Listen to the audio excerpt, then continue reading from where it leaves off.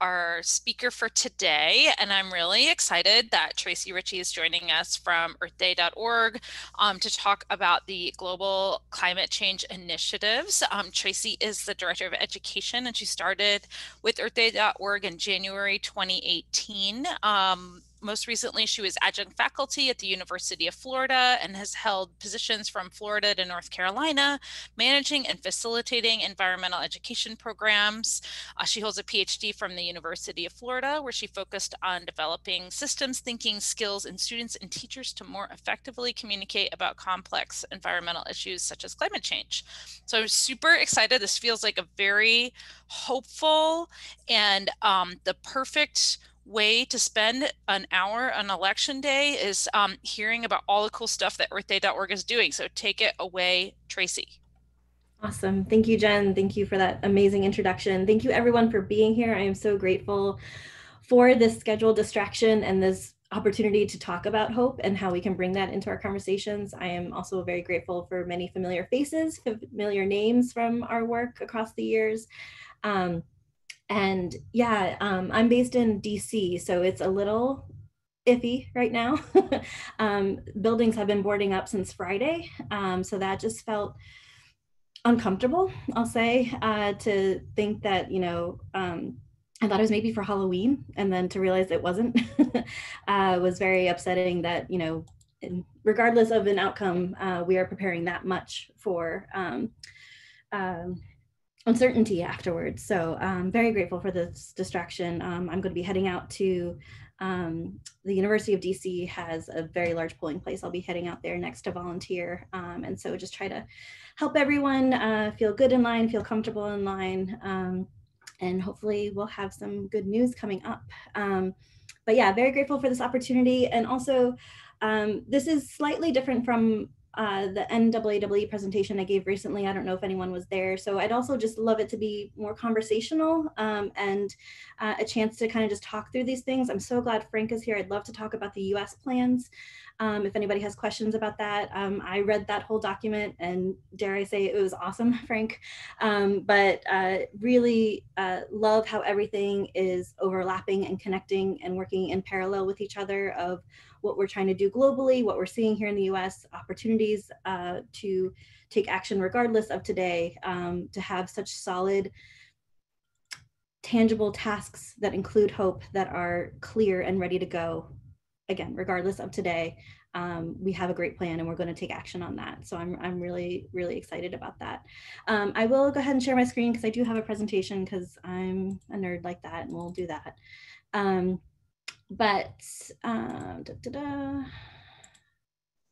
can everyone see my screen okay? Can everyone hear me okay? Everyone's good? Cool.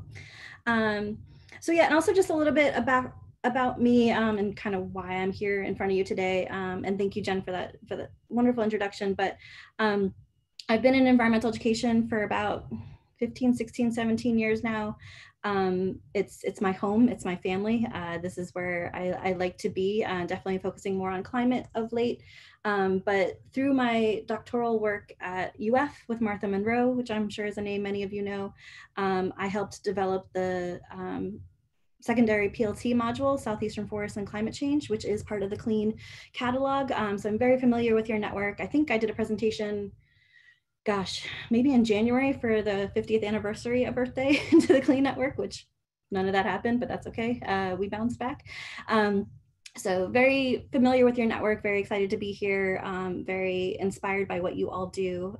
So again, just would love this to be more conversational and kind of talk through what everyone's working on and how we can support each other in that great work. So just a couple pieces of what we'll do today. I don't know that this group needs more of the historical background, but I'd love to update you on some of the current resources we have and upcoming resources we have, especially for Earth Day 2021. Specifically the climate and environmental literacy campaign that we are working on in conjunction with so many groups around the world. The Signon Letter, if you haven't seen it yet, and then talking about calls to action, but I'd also love your feedback of what you are doing locally or in your state or nationally to see how they resonate with you. And then again, just discussion along the way. So it's a fairly small group. Feel free to unmute, raise your hand, jump in, make this very casual. So again, I don't think this group needs much background, but I think it's just another source of inspiration, especially on a day like today, that we think how much power we do have in having our voices heard. And when Senator Nelson came up with the idea for Earth Day in October of 1969, and then have it manifest by April with 20 million Americans coming out, there's just so much power in our voices, in our collective voices. So I'd love to, always keep that in our mind as we work on these plans, and thinking about how the very visible aspects of the late 60s, from, the oil spills in Santa Barbara, the Cuyahoga River on fire, the smog, the massive bird deaths, the just blatantly in your face environmental issues we were facing, and how through the power of Earth Day in April, we had the EPA founded by December. So thinking about, again, how we can do that, there's so much hope in that, and how we can harness that hope, and be all the lessons that we've learned across the 50 years of being far more intentional and inclusive, and really purposeful with our work, is just all the more reason to hope to do this better moving forward. So many of you are familiar with our resources, but if you're not, I'd love to just tell you a little bit more about what we have to support you in your work, whether you are a formal educator or a non-formal educator, or a scientist or researcher. We have several avenues to get connected to what we do. So the really fun GIF on your left, talking about Earth Day schools, and it actually says 2,100 and counting, but it's actually closer to 5,000. We have a separate program in Mexico that has 3,000 schools on its own. So working to unite schools, especially in this virtual time, whether they're virtual, hybrid, or in person, of showing teachers and students that they're not alone in this, that there's people working on this, and there's so much we can do, and building in that, using hope theory and willpower and way power to support students, and giving them some confidence and self-efficacy that what they're doing is important and meaningful and can make a difference. So just trying to unite schools across the world that are working on this together. We have tons of resources, lesson plans, toolkits. We've been very mindful to adapt everything to also include parents as part of our audience in that material. So if any parents are still working really hard to support their students during schooling, we kind of keep them in mind as we develop our materials. And something that's a little interesting that we decided before the pandemic is that our 2021 theme will be Restore Our Earth. And so there's so much that comes in with that, from thinking about natural systems restoration, climate change, adaptation, mitigation, and restoration. It will include a lot. And so we're excited for that theme for next year, in spite of everything, and in keeping everything in mind of how we move forward from here. Some of our more recent resources that I've had a really great time working on, especially with our interns that we've been hosting virtually for the past couple of months over the summer and the fall semester, is we have a series of timelines. So the one you're seeing in the corner there is something that we developed for COP last year, for Kathleen, our president, to take to COP in Madrid, is looking at the environmental history timeline from a global perspective and all the major landmarks, both good and bad, that happened over the years. That resource just became so popular that we are now have extensions for an environmental justice timeline, and a food justice timeline that are coming very shortly, talking about just major significant events. Those two are mostly a domestic resource or a US-based resource, talking about all the different events and how we recognize what has gotten us to this point that we're at, and how we can learn from the history. And there's always boxes at the end of how do you become part of the timeline moving forward. So it's a resource I really enjoyed that we've been developing recently. We also have a webinar series, much like everyone else in the universe right now, called Earth Day Live. It's about a monthly webinar series right now, but we did this one back in September with the launch of our climate literacy campaign, that just had the most wonderful panel. I was so thrilled with how it came together, of having just this global group of people. Again, I love to keep bringing the hope factor back up. as far as who is doing what and where, and how is that all working together. So having Rohan, who is a 19-year-old superstar, he's actually here in the DMV area in Northern Virginia, and a student who's working with both climate cardinals who work to make sure that climate resources are translated in multiple languages so people understand the data and the science and what's going on so it's accessible to more communities. And also with the community checkup to making sure that we're taking a human health aspect to climate change and understanding how it's impacting people around the world. So he is just a superstar, and it was really great to have the youth perspective on this panel about what we can all do. Frida is in Sweden and works with Our Kids Climate, which is another one of the parents groups associated with Parents for Future. So with the Fridays for Future, there's Parents for Future Global. And Frida works a lot with the mental health aspect of climate change, of if we're going to be making sure we incorporate climate change education into our schools, and we're teaching our students more about climate systems and impacts and what's happening. How do we balance that with emotional and mental well-being? How do we prepare our students to deal with everything that they're going to learn? And again, hope, I'm gonna say it, see if I can get to the 100 mark today, making sure we're building in hope into all of that. Rob is the Senior Director of WWF Pakistan, so taking this from a more conservation angle, especially with his work with pangolins, of how do we talk about climate literacy and its conservation impacts. Nishad was a really great speaker who's in Qatar right now, again, working with the youth movement and mobilizing that. He's been very involved in COP and youth trainings. So kind of taking that young professional aspect of how do we mobilize and activate students for their voices. Laura ended up getting sick at the very last moment, but we had a representative from her team for the Peruvian government who's really making great strides. We saw lots of attention last year at COP with Italy and Mexico and their major commitment to climate education and what they're doing. And I think Peru is next. I really think that they are committed and putting steps in motion that are going to make them the next leader in climate and environmental education. So it's really exciting to hear what they had to say.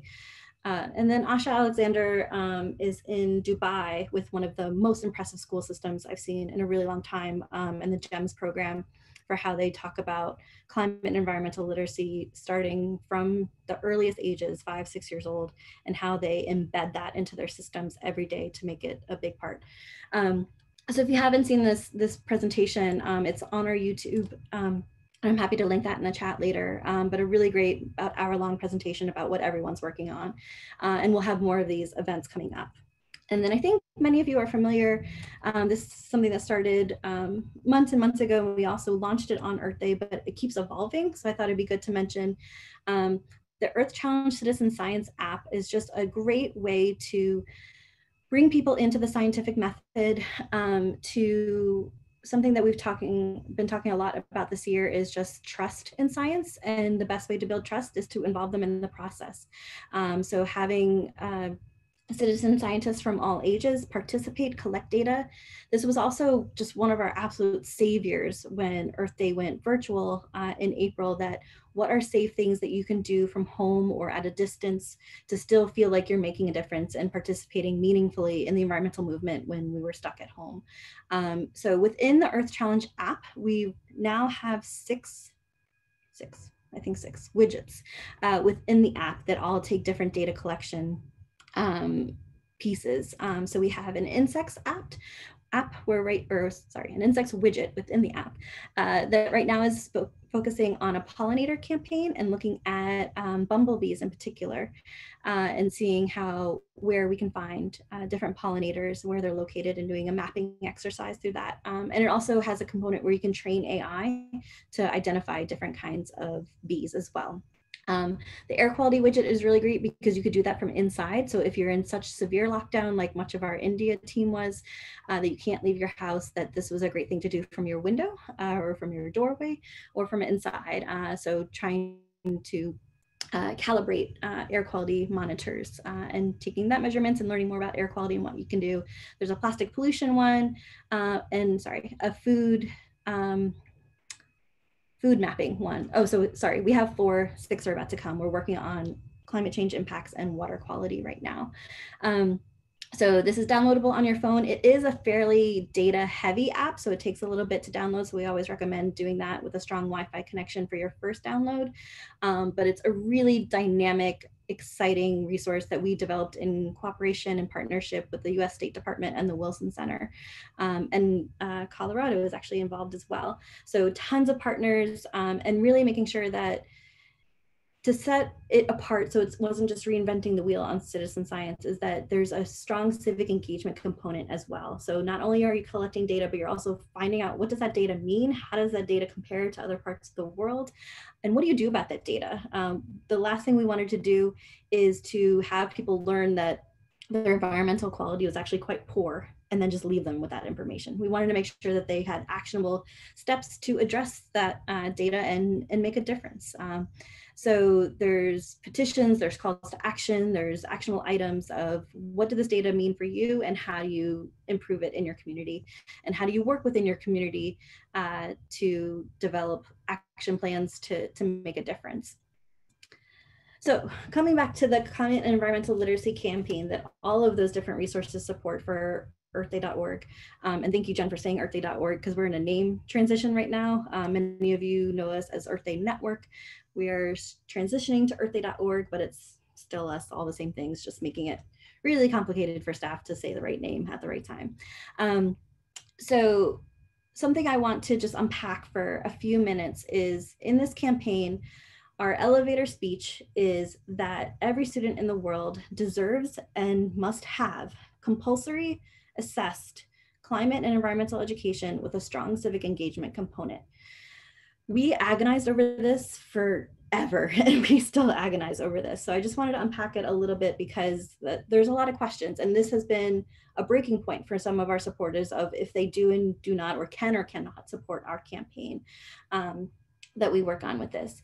The compulsory was to say that it's not a mandated curriculum that everyone gets the same kind of curriculum. There's no piece of this that the compulsory is tied to a certain kind of curriculum or a certain voice. The compulsory is that every student in the world gets equal and equitable access to this kind of education. We've seen for so long that there are so many shining examples. All of your programs do this kind of education really well, but not everyone gets to get it. There's star teachers that just, bend over backwards to make sure that they do this kind of education in their classrooms and they provide it to their students. But it's sometimes limited to one teacher in a school that does that, or if that teacher moves on, then that program doesn't exist anymore. So when we say compulsory, it's just to make sure that every student has the access to this kind of education, knowing that it will look different, it will manifest in such different ways in different countries, and even within a country, it's going to look different. But so that's our justification and our background for the word compulsory. We had mandatory in there, did not land well. But again, compulsory is just to say that every student gets this kind of education. When we said assessed, we originally had tested, again, did not land well. People had a really big problem with that. But the assessed is just to show that we can understand a baseline and take measurements and show, or hopefully demonstrate, that it's working, that it's helpful, that it's important. When we say assess, we're not proposing to introduce another standardized test to students. That's the last thing we want, and a rote memorization standardized test wouldn't demonstrate environmental or climate literacy anyway. When we say assess, we just want to demonstrate growth, progress, and have some kind of accountability for teachers and students and school systems that they are implementing this, again, in the compulsory way, and then it's working, and then it's helpful, and then it's that it's doing its job. So again, assessed, there'll be multiple different kinds of alternative forms of assessment here, but we just want to demonstrate that we can measure growth and improvement. Climate and environmental education, we have so many definitions around the world of what is climate education, what is environmental education, what is education for sustainable development, what is sustainable development education, sustainability education. When it comes down to it, everyone's going to need to use the vocabulary that makes sense for them, depending on what part of the world they're in, but we are all looking towards the same goal of we want to increase literacy in our students to be effective and active participants in the global ecological systems, that they know how the systems work, that they know how the systems in together, can make informed decisions, whether that's a voting decision, a purchase decision, a habit that they have every day, that they are informed and they take into account trade-offs, that there is no right or wrong answer, that it is just a series of trade-offs, and that they are just informed to the greatest degree to make these responsible decisions based on the information that they have that's best for themselves and their community. So whether you call that climate education, environmental education, whether you fight which one encompasses the other, whether you call it education for sustainable development, it's those components that we want to make sure that are embedded into the curriculum from something, and I'd love to open this for discussion. When we talked about the sign-on letter, we did it from a very narrow lens of formal, what we call in the US, K-12 education. Knowing that ACE is much bigger than that, and knowing that there's so much more and so many other places where education happens. But as far as what we could influence policy-wise and what we were going to be able to push the needle on, we wanted to focus on formal schools and the 6 to 18-year-old age bracket. And so what we want to have is this kind of education embedded. We can't just have it as one course or an elective or something that happens. We want to make sure that it is continuously embedded across the curriculum, across disciplines, across grade levels, that it is just what the environment is, beautifully and inherently interdisciplinary. And so making sure that it's across the curriculum. And again, that's going to look very different in all different parts of the world, even across the United States with the state-run education system, but that everyone has these 3 pieces. And I think that really comes through in the document that Frank was mentioning, that all students have this, that it's not just a standalone class, that it's not just a one-off event, that it doesn't just happen in schools, it's going to happen in homes, it's going to happen in zoos and aquariums and museums and after school centers and faith centers and community centers, and all of those pieces are there to support what happens. And much of what we all do on this call, if I were to make some assumptions, is to help support the teachers in the classroom to do this. We can't expect teachers to inherit all this responsibility on their own. It's only going to be done through the support of non-formal and informal education groups to make sure that they have the training that they need, to have the content that they need, and to understand how to do outdoor learning, project-based learning, inquiry-based learning, and true interdisciplinary teaching, because it just doesn't exist in our schools yet. So that's what we're all going to work on together. So we're so excited that the Clean Network has been official signatory of the sign-on letter. Again, I'll share all these links in the chat in a moment. We have tons of groups. We're over 300 global entities right now. These are just a smattering of some of the domestic groups, some international groups here too. But we're really trying to look at multi-sector, global, making sure that this is as inclusive as possible of all the different kinds of entities that have a vested interest in a healthy environment and future for our students. So thinking about some of the unions that we work with, we have labor unions, we have teacher unions, we have NGOs of all kinds. This is really open to anyone right now. The only groups that we are excluding right now are any for-profit entities. We're not working with them at this time. Only want not-for-profit groups, associations, unions, organizations, all the other different entities that are not-for-profit. So again, so excited and grateful to have the Clean Network and the power that comes from that. Your individual groups have already signed on. If you haven't yet and would like more information, I'd be happy to share that with you. There's the letter that you can read over and see if that agrees with everything that you are working on. We're not making edits to the letter at this point just because we do have so many sign-ons, but we're put that in the chat. Yes, absolutely. But we're very open to have conversations about that and what that means and what that looks like, because ultimately that's what the ACE framework for the US is, we're talking about the big idea of like what students need to have to get this done and to move this forward, but how it's going to specifically manifest per country is what is happening there. Sorry, I'm gonna, well, here, how do I expand this? Where's the chat? I think I have to stop sharing to put this in the chat, sorry. Oh, and sorry, there's been some action in the chat here. Tracie, while you're dropping that in, Bart Merrick, I work with Noah out in the Chesapeake Bay office, and when I saw that statement at the ACE meeting, I think, right, I was like, whoa, like, yes, but, and so I just want to say I appreciate you kind of clarifying like some of the underlying thinking behind some of the words that you use, because I mean those words, depending on where you're coming from, can be pretty challenging, like especially if you're a formal educator and you're like compulsory, assessed, you're like, but 100%. I appreciate that underlying thinking. Thank you. Yeah, and that's something that it was a great challenge, but again, to think about some of our recipients of this information from, you know, ministers of education and environment at the international level, we had to make it so soundbitey, new word, just put it out there, that they heard it, and that we also had to demonstrate so many of them have assumptions about what their education systems already do. And we had to kind of challenge them on that to say, like, sure, India has had formal environmental education on the books for well over a decade, but are you seeing the, you know, behavior changes that you wanted from that kind of education? Are you guys, you know, do you have the energy systems you want? Do you have the job sector that you want?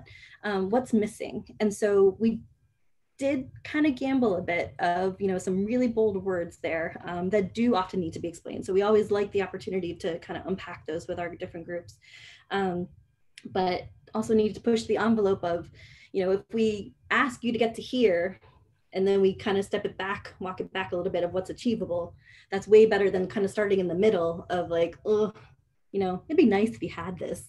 We've been saying it'd be nice if you had this for 50 years now, and we just need to make some bolder statements to get that work done. So the link that I put in there is the whole campaign page. The letter is on there below in a link. You can translate it within the link. We have a couple languages there. And then if you need more languages at the bottom, we have PDFs that include French, Swahili, Arabic, and different languages that aren't available in the electronic form. Frank, did you have a question or something to add? No, I just wanted to let you know, Tracie, when the ask for the letter sign-on came through, we took it, you know, I'm a co-chair currently of the Clean Network, and we took it to the Clean Leadership Board. And let's just say the speed at which we got, I think, unanimous support for signing on the Clean Network was stunning and fast. Yeah, it really was. I've never seen the Clean Leadership Board act like that. And it was very responsive. So while Bart, I totally heard you and I totally get where you're coming from. But still the urgency and the importance of the work definitely is stronger than the kind of the historical challenges with incrementalism. Yeah, really absolutely. And I just, that clarification was super helpful for thank you. We might talk about it with audiences too. Yeah, and that's the other thing is that you know, we're trying to be very purposeful. This is an unbranded campaign. That form is meant to go as far as it can. We're really also looking to other groups of sharing it out to find the groups that we haven't talked to yet. I was on a really great call with like the Healthy School Coalition, National Healthy Schools Coalition, and talking about the different stakeholders in this, making sure that, you know, the School Nurses Association is on board with this, making sure that school psychologists and counselors are on with this. Who haven't we gotten to yet? We're really open to suggestions on that of who could be represented.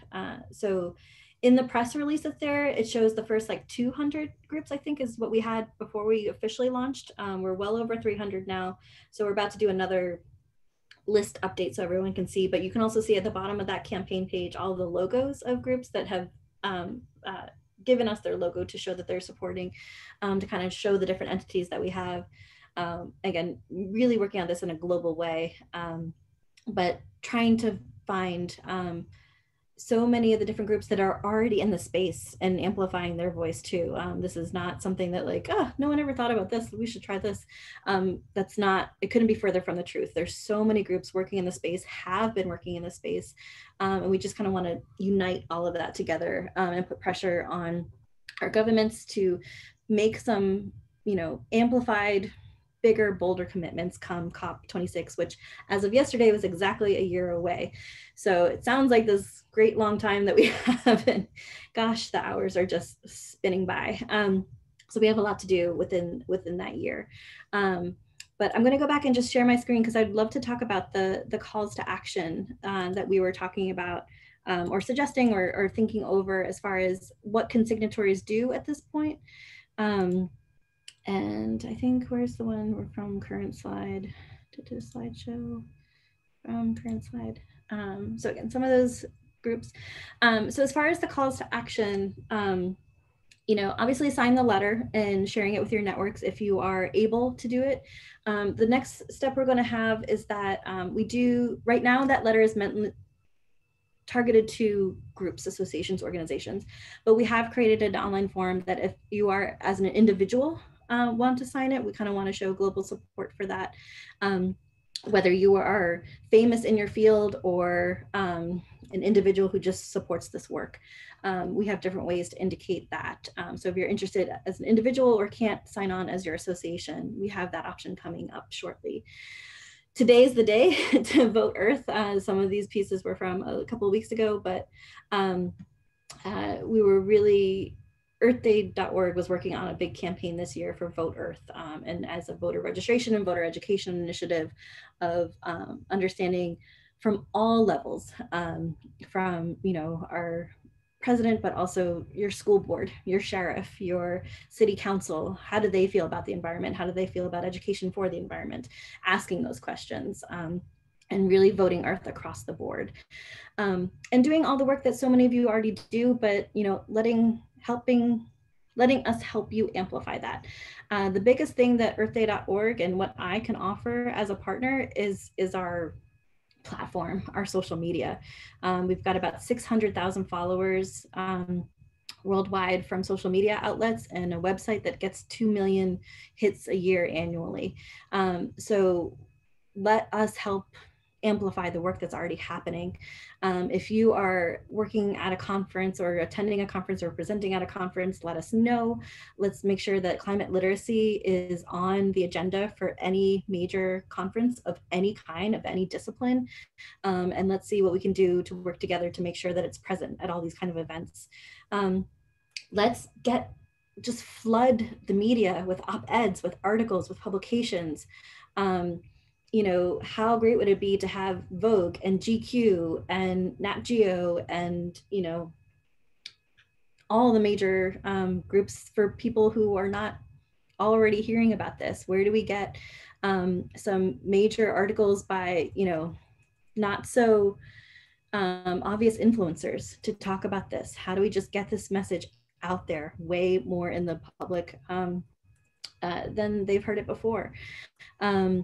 There's so much great research coming out now. There's so many more studies about actually measuring climate literacy. What kind of tools do we use to measure climate literacy? All of that great work that came out of NC State, gosh, was it just last year, about how parents are getting their information from their children, using the students as our vehicle to talk to adults about climate change. The fact that I think Danielle Lawson, her dissertation made like the LA Times, like that's fantastic. How do we get more of that out there? And really promoting the research that is happening about climate and environmental literacy, sharing it, amplifying it, and then, you know, the biggest thing we could do, and I know Frank and Kathleen from Earth Day have talked about this so much, is the job connection. How do we show that these are we are preparing our students to be competitive in the global market, and that we had a conversation one day about these aren't just the jobs of tomorrow, it's the jobs of today, but how do we differentiate that from the jobs of yesterday? There's stuff happening in Pennsylvania right now that they're trying to change the Pennsylvania state standards to go exclusively to NGSS that doesn't have any mention of the environment or ecology or agriculture. How do we all make a stink about that and make sure that Pennsylvania, a very important state, has environmental and climate literacy standards in their science standards and their social studies standards? How do we band together to make sure that we are bringing these issues to the forefront in everything that we do across all of our work? You know, the accessibility and access to our education and what it looks like and what it includes. And I think that was just the most humbling part of the dialogue that happened about the ACE framework, and just how purposeful everything was, that there's so much more work we need to do about being equitable and inclusive, and the kind of content we teach about the environment and who we get that knowledge from, and what voices we amplify about that. It's just, we have to do so much better, and we're really making strides to do that. What kind of events and public facing interactions can you do with your communities that you work with? We're Earth Day, so we go back to our standards and teach-ins. And how do you have a teach-in or a community gathering or a town hall or a webinar, or however you interact with your audiences right now? How do you talk to them about why this is so urgent, why this is so important, and what it means for them? So thinking about, you know, all the different opportunities to just, in our new challenges of how we connect to our audiences, how do we make sure that this is a topic of prominence in all of our work? So yeah, so I know I purposefully left some time to just kind of chat and talk. I'd love to hear more about what you all are doing, or if you have any questions about the campaign, I'll start throwing some more links in here. My email address, I'm always available to talk about this. And again, if there's any opportunities to kind of break down that statement again to other audiences who are hesitant, there are some groups that just won't sign on. It's a bit, they can't get past some of those words, and that's fine. We can't expect everyone to come on board. But if you think there's groups out there that would benefit from the explanation, I'm happy to always join a call or talk groups through that. But these are just some of the ways to stay in touch. But I'll stop sharing at that point and start putting some links into the chat, but would love to just open the floor for questions or conversation or discussion, or what you all are working on.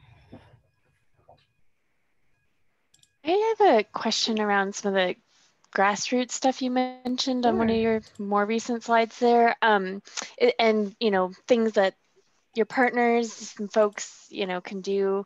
And I was just curious, yeah, are there materials or resources for folks amongst or for doing some of that grassroots work, or is that something that's sort of like up to the partner organization? Yes, so both right now. There has been a lot that we, especially with our international staff, looking for them to kind of like customize the message to different audiences. But now that we're more at the stage of organizing our signatories and having them take on some of the action, we are working on different kinds of, like, we're calling them advocacy packets, of just, you know, what does a sample op-ed letter look like? How do we've been trying to compile some of the research, so you guys have talking points of like referring to, you know, why we need this for green jobs, or why we need this for moving forward. We're trying to connect a lot to like what computer literacy looked like, rolling out of like, how did we revolutionize education with computers?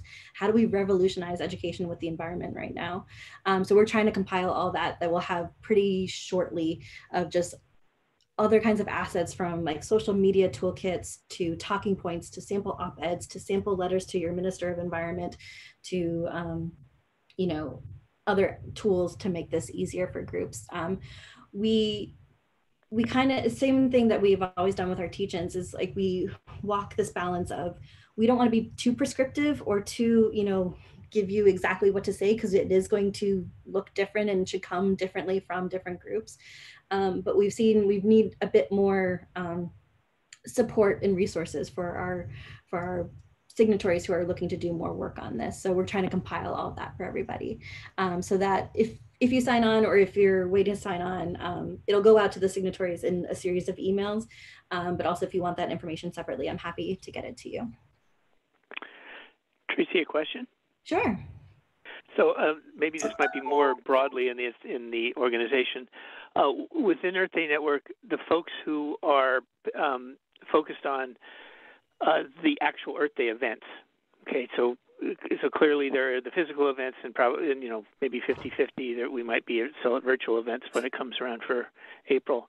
It's a kind of a practical question of specifically DC and California.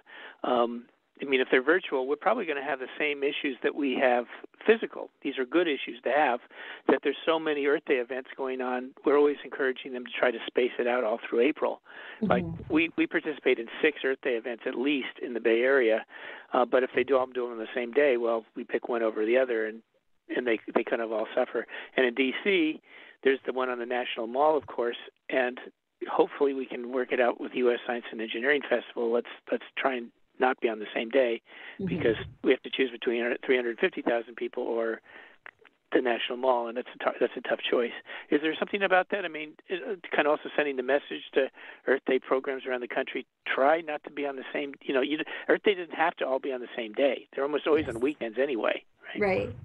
Yeah, that's actually something that we really put a ton of effort into in preparation for Earth Day 2020 and the 50th anniversary.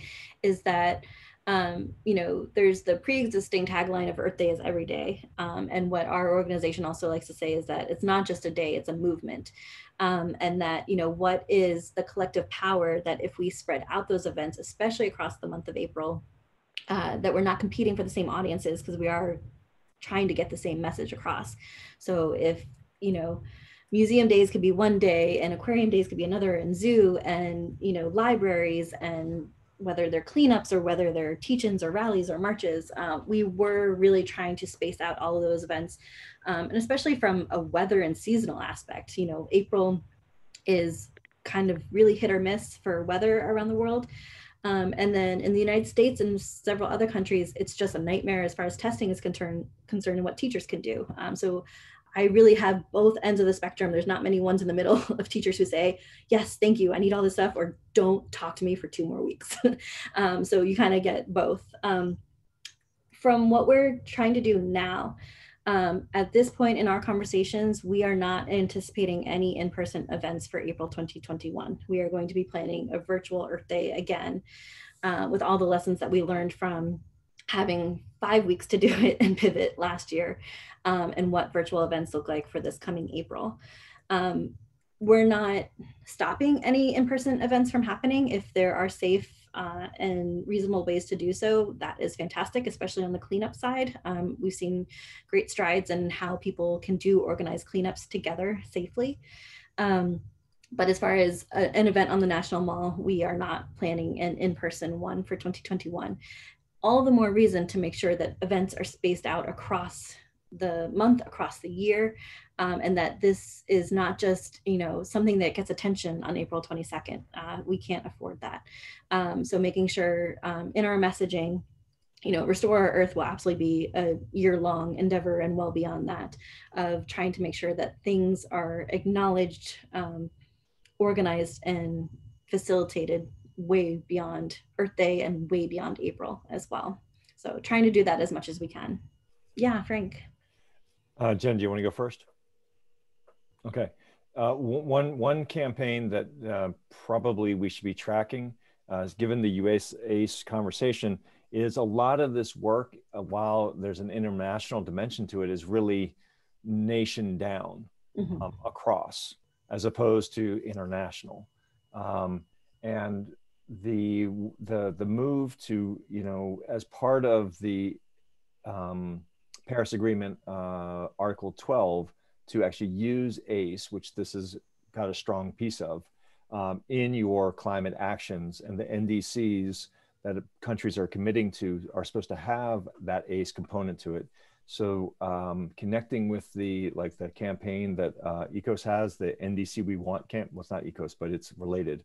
NDC We Want campaign, where they're trying to get the commitments in the nationally determined contributions to have this, and that's a legally binding commitment, as opposed to a commitment that's like, yes, we'll do this, and then it's commitment but not action, not actual implemented program. So I just think that there's some powerful components there but each country is kind of doing their own thing. And you guys being an international network, that might line up very nicely as how to implement the campaign as opposed to how to sign on to the campaign. Absolutely. Yeah, that's what we're trying to work on in parallel now as you know, there's so much learning happening too of how this will look and how this will manifest as far as like some kind of formal annex or appendix to Article 12 that has some of this more stronger language, or is it all in the NDCs and making sure that countries who are working on this, that their focal points know about this, that they're using some similar language. So again, there's some kind of consistency with what this looks like. And working with our international staff to make those points of context with the ACE focal points around the world and kind of see everyone's at such different phases, even though we're at a 5-year interval of what is their NDC and what are they putting into it and how does it look? And then what can we prepare before COP so that at COP there's some kind of major acknowledgement of this and some kind of, you know, statement, commitment, action item. Again, just not knowing what that'll look like. I know Italy is having some concerns right now of pre-COP in person. There's questions about that. That makes us nervous and our tummies feel certain ways, but we're still really hoping for an in-person COP in Glasgow. Scotland just went into crazy restrictions again too. So, you know, so many things up in the air, so many moving pieces, but yes, how do we make sure that in the NDCs, there's some really strong language that ACE is not overlooked in these NDCs, that it's not just a piece of it, that it's a huge piece of it, that it's a major component of it. And that, again, there's some kind of consistency across the countries and that they're not just doing lip service of like, yep, it's in there, we feel good about it, we're doing good stuff, we've been doing good stuff. Nope. If you think you're doing good stuff, whether you were or you weren't, how do you still move the line, push the needle, get more? Because what we've had so far has not been working or just not equitably accessible across their country. This is a quick follow-up question. I know we only have a couple of minutes left and some people had to go a little bit early. I'm curious about, I haven't looked at your entire list of signatories, but I'm curious about your outreach outside of kind of the usual suspects. Mm-hmm. I think that's something that we all struggle. And I know that with the ACE dialogue work that those of us on the call that were involved with that, we tried so really hard to like break down silos and reach out mm-hmm. to, you know, social justice and environmental justice organizations to sort of, you know, I mean, like across the board, like how do we, like, what are you thinking about or and this can be a general question too, mm-hmm. like, how do we move beyond like those usual people and break down the like smash all those silos that we need to smash that sort of gets us beyond, you know, individual sort of that individual thing to more of a collective action, like getting away from like lowering the logos and getting mm-hmm. us to a collective space. Yeah, and I very much open this to the floor. Some of the strategies we've been doing is that we just, as we built up for Earth Day 2020, we did have amazing international staff all around the world to understand what was happening locally in these different groups or in these different countries, and having more and more conversations like this of like, so my network includes these people, my network includes these people, and then like, how do we cross-pollinate from there of, you know, because we're even still finding some of the obvious people that we didn't know about of, you know, anyone from the parents groups to the youth groups to the environmental health to the human health to the emotional and psychological health to the labor unions and sustainability unions and all the different stakeholders there. We're still kind of cracking that nut open and at the same time trying to think, you know, like outside the box. So, I mean, we use different strategies of just like our interns that we get every semester. You know, who do you talk to? Who is your network? We have great international interns as well. Who do you know? Making sure that faith groups are involved of all kinds, of all levels. You know, who,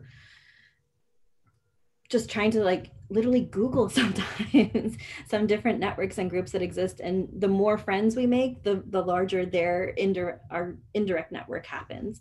And so it's just kind of like a snowball sampling exercise, basically, of trying to find new people, and also just asking each time we have conversations like this, who are you noticing that's missing, and how do we make sure that they're at the table, and just trying to be like as transparent as we can. Of we know we're not talking to everybody yet, so who do we need to talk to? But would love if anyone else has comments on that or ideas. I know we're at the top of the hour, so we should probably call it. Any last quick comments from anybody?